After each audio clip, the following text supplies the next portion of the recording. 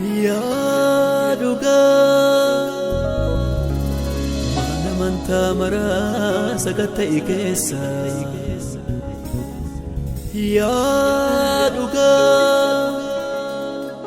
wajjira mootummaa sagatta ikessa Yaaduga kan miti mootummaa sagatta ikessa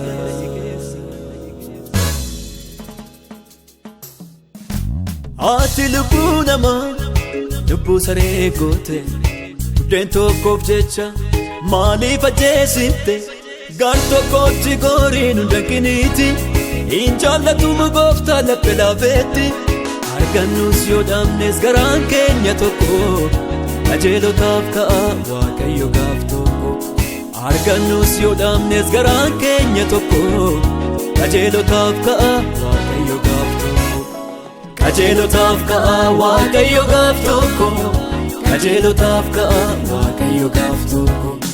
Qajeelotaaf ka'a Waaqayyo gaaf tokko Qajeelotaaf ka'a Waaqayyo gaaf tokko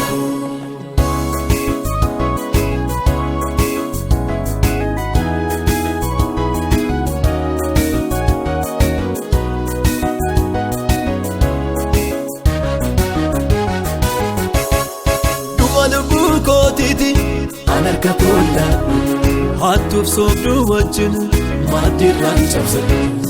an gara Waaqayyooti yoomiyyuu taananii dhugaadhaaf jibbamu itti bareeranii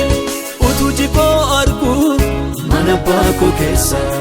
ejjituu machooftuun akkamii dureessa Dhimma koo dhimma lubbuuti dhimma koo dhimma lubbuuti dhimma koo dhimma lubbuuti dhimma koo dhimma lubbuuti dhimma koo dhimma lubbuuti dhimma koo dhimma lubbuuti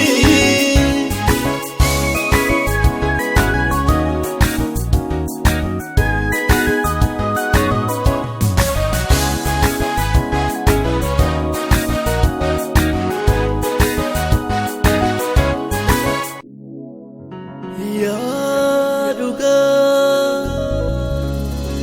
falme man dhangala'aa jiru Yaaduga falme humna namaa qisaasa'aa jiru Yaaduga falme ola deemaa karaatti hafaa jiru Ne ijoollee abbaa faadhaa hin qabnetu boo'a haadha hiyyeessaa firaa hin qabnetu boo'a uummata mirgisaa sarbametu boo'a neetu hojii koo arguu imimmaan namoota jaalleessuu hin dandeenye maaloo ka'i goofta Jaalleessuu hin dandeenye maaloo ka'i goofta Jaalleessuu hin dandeenye maaloo ka'i goofta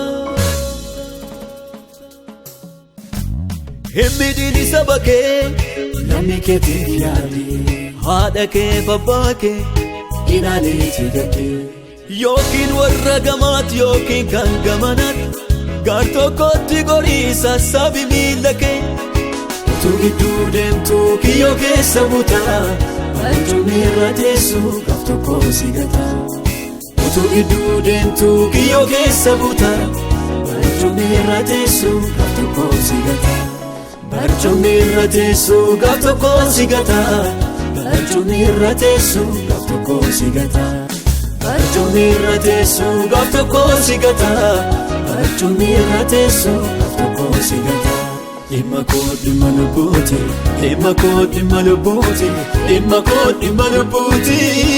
dhimma koo dhimma lubbuuti dhimma koo dhimma lubbuuti dhimma koo dhimma